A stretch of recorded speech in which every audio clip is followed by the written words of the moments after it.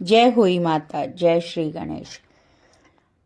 अहोई का उजमन। जिस स्त्री का बेटा हुआ हो अथवा बेटे का विवाह हुआ हो तो उसे अहोई माता का उजमन करना चाहिए।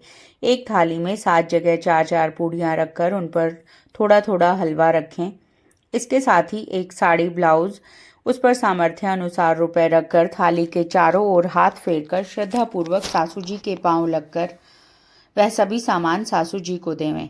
तिल या रुपए सासू जी अपने पास रखें और हलवा पूरी का बायना बांट दें।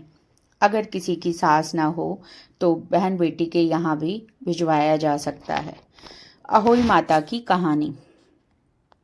एक साहूकार था जिसके 7 बेटे और 7 बहुएं थी। दिवाली से पहले कार्तिक बदी अष्टमी को सातों बहुएं अपनी इकलौती ननंद के साथ जंगल में जाकर खदान में मिट्टी खोद रही थी। वहां पर स्याहू की मान थी। मिट्टी खोदते समय ननंद के हाथ से स्याहू का बच्चा मर गया। इससे स्याहू माता बहुत नाराज हो गई और बोली, मैं तेरी कोख बांधूंगी। तब ननंद अपनी सातों भाभियों से बोली, तुम में से कोई अपनी एक कोख बंधवा लो।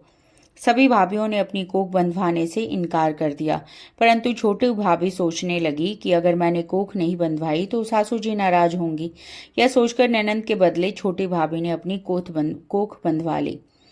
अब इसके बाद उसको जो बच्चा होता वह 7 दिन का होकर मर जाता। एक दिन पंडित को बुलाकर पूछा, मेरी संतान 7वें दिन क्यों मर जाती है? तब पंडित ने कहा, तुम सुरही गाय की सेवा करो। सुरही गाय स्याहू माता की भायली है, वह तेरी कोख खुलवा देगी, तब तेरा बच्चा जिएगा। वह बहुत जल्दी उठकर चुपचाप सुरही गाय के नीचे साफ सफाई कर आती और फिर सुरही गाय ने सोचा कि रोज उठकर कौन मेरी सेवा कर रहा है, ये आज देखती हूँ। गौ माता सब खूब सवेरे उठी। क्या देखती है कि साहूकार के बेटे की बहू उसके नीचे साफ सफाई कर रही थी। गौ माता उससे बोली, क्या मांगती है? साहूकार की बहू बोली, स्याहू माता आपकी भायली है और उसने मेरी कोख बांध रखी है, सो मेरी कोख खुलवा दो। गौ माता ने कहा, अच्छा। अब तो गौ माता समुद्र पार साहूकार की बहू को अपनी भायली के पास लेकर चली। रास्ते में कड़ी धूप थी। वे दोनों एक पेड़ के नीचे बैठ गई। थोड़ी देर में एक सांप आया। उसी पेड़ पर गरुड़ पंखनी का एक बच्चा था। सांप उसको डसने लगा।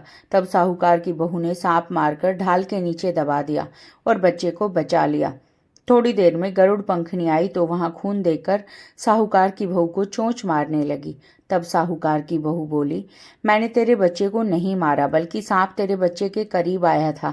मैंने तो उससे तेरे बच्चे की रक्षा की है। यह सुनकर गरुड़ पंखनी बोली, मांग तू क्या मांगती है?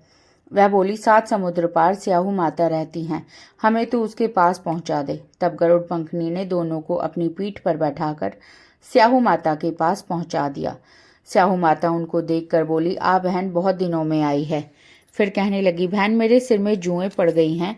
तब सुरही के कहने पर साहूकार की बहू ने उसकी सारी जुएं निकाल दी। इस पर स्याहू माता प्रसन्न होकर बोली, तूने मेरे सिर में बहुत सलाई घेरी हैं, इसलिए तेरे 7 बेटे और 7 बहू होंगी। वह बोली, मेरे तो एक भी बेटा नहीं, 7 बेटे कहाँ से होंगे? स्याहू माता बोली, वचन दिया है, वचन से फिरूं तो धोबी की कुंड की कंकरी हो जाऊं। तब साहूकार की बहू बोली, मेरी कोख तो तुम्हारे पास बंद पड़ी है। यह सुन स्याहू माता बोली, तूने मुझे ठग लिया।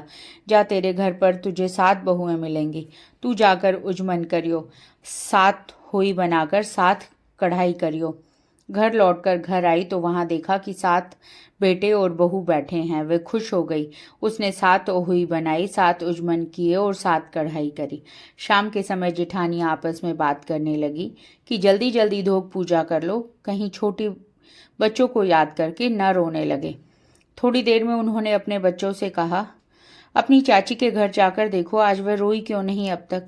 बच्चों ने आकर कहा, चाची तो खुद कुछ मांड रही हैं, खूब उजमन कर रही हैं। सुनते ही जेठानियां दौड़ी दौड़ी आई और आकर कहने लगी, तूने कोख कैसे खुलवाई? वह बोली, तुमने तो बंधवाई नहीं थी, सो मैंने कोख बंधवा ली थी। अब स्याहू माता ने कृपा करके मेरी कोख खोल दी है।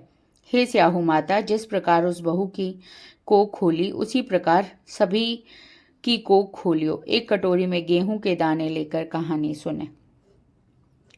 जय होई माता।